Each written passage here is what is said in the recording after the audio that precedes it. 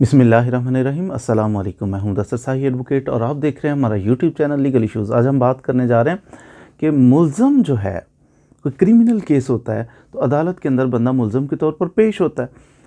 Basic rule याद रखिएगा कि कोई बंदा जो मुल्ज़म है, जिसके ख़िलाफ़ क्रिमिनल केस है, वो अदालत की नज़र में इनोसेंट होता है, मासूम होता है, जब तक कि उसके ख़िलाफ़ केस को साबित ना कर दिया जाए।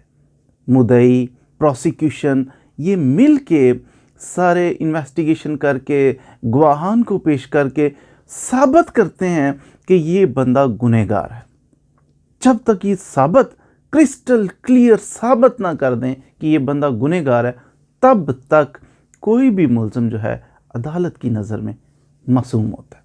100/100 नंबर दिए जाते हैं कि ये तो बंदा, दो पार्टियां होती हैं ना, तो जो गुनहगार पार्टी है, जिस पे इल्ज़ाम है, उस पार्टी को 100/100 नंबर की आप मासूम हो, 100% हमारी तरफ। दूसरी पार्टी का सारा काम है वो साबित करे। अब फेवरेट चाइल्ड होता है ये जो एक्यूज्ड होता है, जो मुल्ज़म होता है ना, ये favourite child of law of court होता है। अदालत का ये बड़ा जनाब फेवरेबल बच्चा होता है, इसकी केयर की जाती है ताकि किसी को नाजायज़ नुकसान ना पहुंचे, नाजायज़ किसी को सज़ा ना मिल जाए, बड़ी एहतियात की जाती है। जब केस चल रहा हो, किसी मुल्ज़म के ख़िलाफ़ केस चल रहा है अदालत के अंदर, इसको तो अब गवाही देने की ज़रूरत ही क्यों नहीं। क्यों? क्योंकि मुल्ज़म साहब जो है, इनको 100/100 नंबर ऑलरेडी मिल चुके हैं। ये मासूम, पहले ही लिखा जा चुका है कि ये मासूम है। ये मासूमियत साबित करनी है ना इसने, तो इसे 100/100 मिल, 100 से ऊपर क्या लेगा। अब 100 में से 100 नंबर मिल चुके। दूसरी पार्टी को कहा जाता है, हाँ जी आप बताइए, आप साबित कीजिए कि कैसे आप कहते हैं हमारे मासूम आदमी को इसने गुनाह किया। फिर ये पूरा जोर लगाते हैं प्रोसिक्यूशन, ये जो मुद्दई हैं, ये पुलिस, सारे मिल के, तो ये पूरा जोर लगाते हैं और साबित करते हैं, क्रिस्टल क्लियर साबित कर दें केस, उसे सज़ा हो सकती है।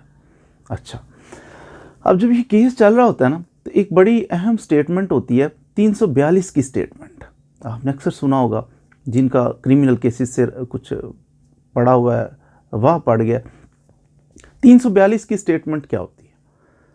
ज़ाब्ता फौजदारी यानी क्रिमिनल प्रोसीजरल कोड, इसकी सेक्शन है 342। 342 की स्टेटमेंट ये होती है कि उसके अंदर मैं थोड़ा सा आपको सादा सी ज़ुबान में बता देता हूँ। दो चीज़ें हैं 342 की स्टेटमेंट में, 342 सेक्शन के अंदर दो चीज़ें। पहली चीज़ ये कि कोर्ट किसी भी वक्त, अदालत किसी भी वक्त, किसी भी मरहले में मुल्ज़म को कोई बात पूछ सकती है। कोर्ट के ज़हन में कोई बात आए, कोई क्वेश्चन आए, कोई एम्बिग्युइटी आए कि यार ये मसला ऐसे है तो कैसे है, तो मुल्ज़म से पूछ लेते हैं।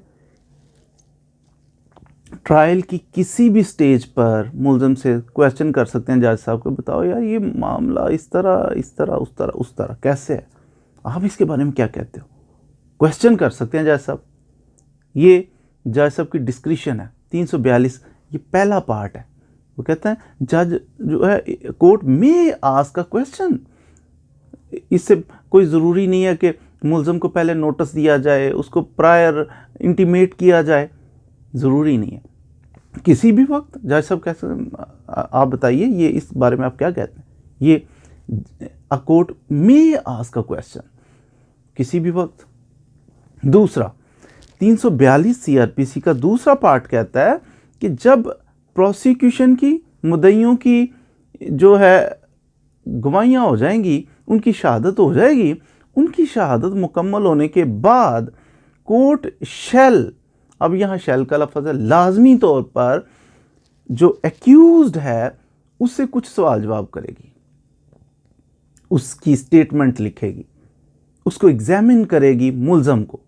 लाजमी शैल का लफ्ज़ इस्तेमाल हुआ। अब कैसे एग्जामिन करेगी, किस फॉर्म में? कुछ सवाल जवाब करना अदालत के लिए लाजमी है कि मुल्ज़म से सवाल जवाब करे। मैंने अर्ज़ किया कि मुल्ज़म को तो बोलने की ज़रूरत नहीं, वो तो मासूम है, लेकिन इसके बावजूद कानून कहता है 342 की स्टेटमेंट के तहत, 342 कहता है कि शैल, लाजमी तौर पर अदालत उससे सवाल जवाब करेगी। कौन से सवाल जवाब करेगी? अदालत मुल्ज़म से ये सवाल लाजमी करेगी कि जो अदालत ने देखा कि इसके ख़िलाफ़ जो शहादतें हुई हैं, जो मुद्दइयों ने बड़े गवाह पेश किए हैं, जो सबूत पेश किए हैं, सारी चीज़ें देखने के बाद कोर्ट कहती है मेरे ज़हन को फ़लाँ चीज़ मुतासर किया है कि ये बात जो है ये बुनियाद बन सकती है इसको सज़ा हो जाए। कोई भी ऐसी चीज़ शहादत में जो जज समझ रहा है कि इसकी बुनियाद पर, इस पॉइंट की बुनियाद पर इसको सज़ा हो सकती है, जज का काम है 342 के तहत उससे जब बात करेगा, मुल्ज़िम से जब उसकी स्टेटमेंट रिकॉर्ड करेगा, उससे उसके मतलब उस पॉइंट के मतलब सवाल करेगा। जितने भी 1, 2, 3, 4, 5 जितने भी पॉइंट्स ऐसे हैं जो इंक्रिमिनेट कर रहे हैं, जो उस बंदे को मुजरिम साबित करने वाले हैं, वो पॉइंट जज साहब नोट करके तो उसके गोशगुजार करेंगे कि जनाब ये पॉइंट इसके बारे में क्या कहते हो।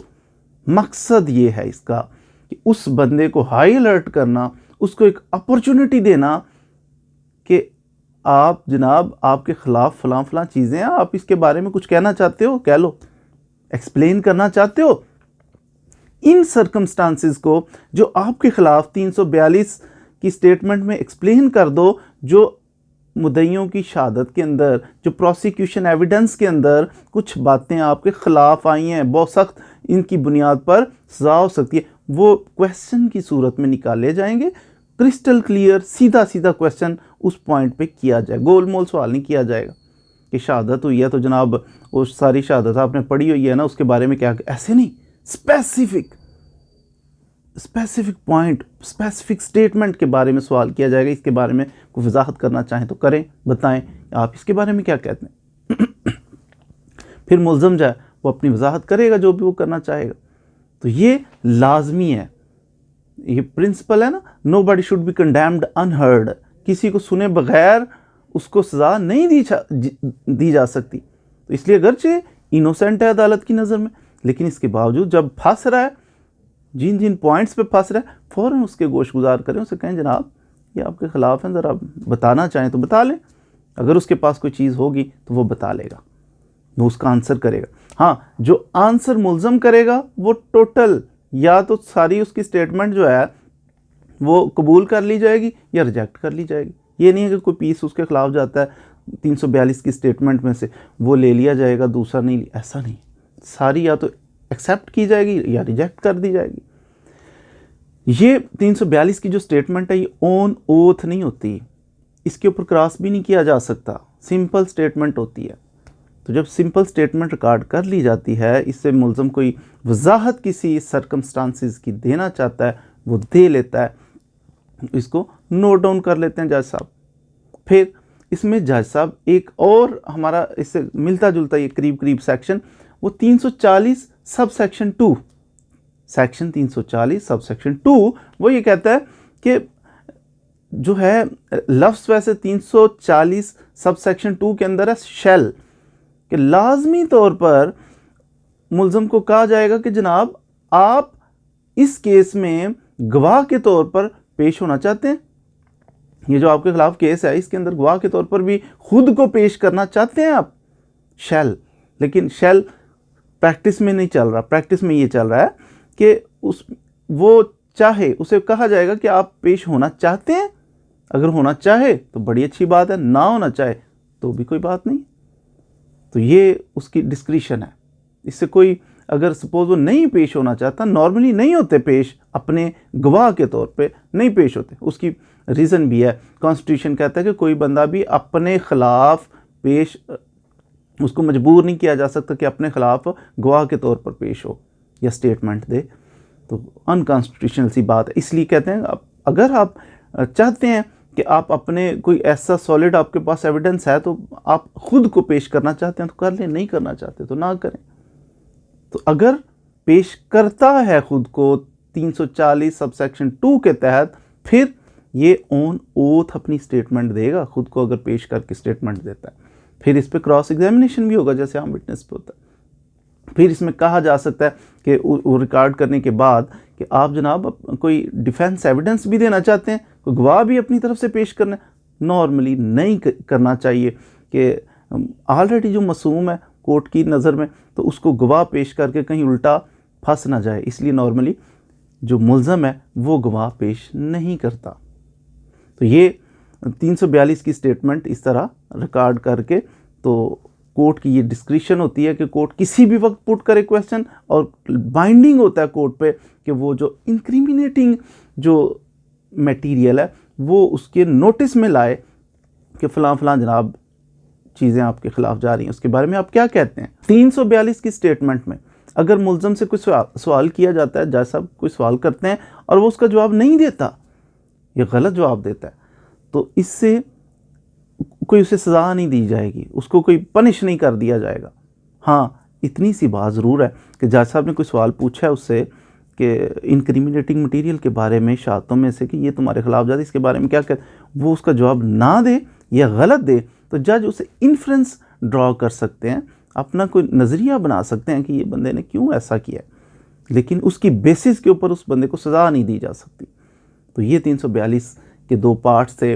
फिर 340 उसका सबसेक्शन 2 था कि कैसे एक्यूज्ड को भी एग्जामिन किया जा सकता है। ऑप्शनल भी है बाज़ दफ़ा मैंडेटरी भी है कोर्ट के लिए कि वो एग्जामिन करती हैं।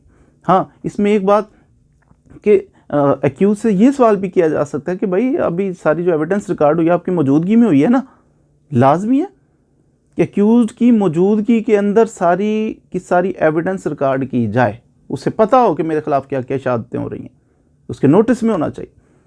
हाँ, एक सूरत इसमें यह भी है कि अगर कोर्ट ने किसी वजह से, बीमारी की वजह से उसकी हाज़िरी माफ़ कर दी है, एग्जेम्प्ट कर दिया उसे कि आप अदालत में ना पेश हुआ करो, खैर है आप रेस्ट करो, तो वो अदालत में आता ही नहीं है, उसको माफ़ किया हुआ है हाज़िरी से, तो फिर उसकी काउंसल की, उसके वकील साहब की मौजूदगी में सारी एविडेंस रिकॉर्ड हुई है, तो इस सूरत में फिर वो वकील साहब की मौजूदगी में, एक्यूज्ड की एब्सेंस में भी एविडेंस रिकॉर्ड हो सकती है। बल्कि 342 के जो क्वेश्चन आंसर हैं ये भी उसका प्लीडर जो है वो कर सकता है उसके आंसर। उम्मीद है आपने 342 की स्टेटमेंट क्या होती है इसके बारे में कुछ ना कुछ ज़रूर सीखा होगा। मज़ीद वीडियोज़ के लिए हमारे साथ रहिए और वीडियो को कोशिश किया करें कि अगर कुछ सीखें तो इसे शेयर किया करें और कमेंट करके बताया करें कि आपको कैसी लगी। Thank you very much.